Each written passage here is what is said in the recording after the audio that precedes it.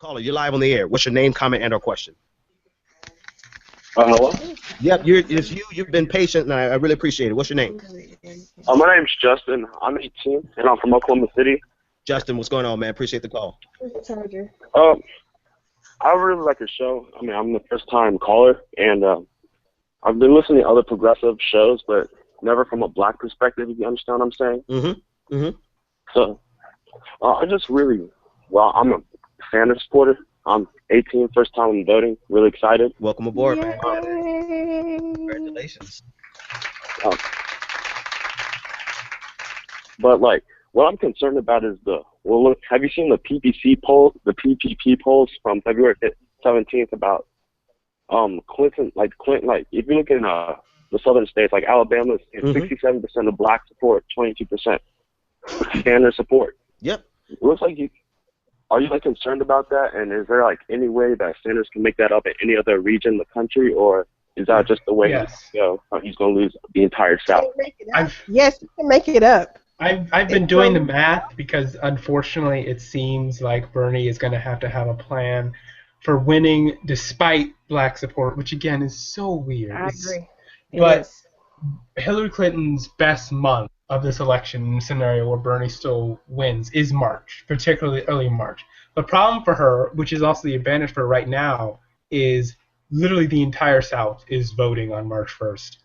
It's like almost the entire South except Mississippi and Colorado, Minnesota, Massachusetts, and I guess if you count Oklahoma as people still count Oklahoma as the South, but it's this other state that Bernie thinks he can win. She's going to sweep through the entire South.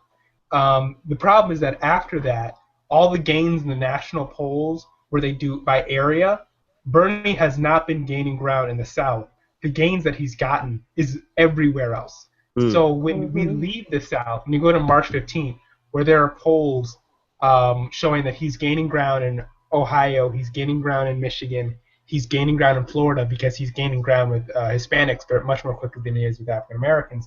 And then once we move past March into May and April and May, and we get into the West Coast, the Northeast, he's going to do a lot better there. The question is when she dominates the South, is the media narrative going to be Bernie must quit, she just won all these states?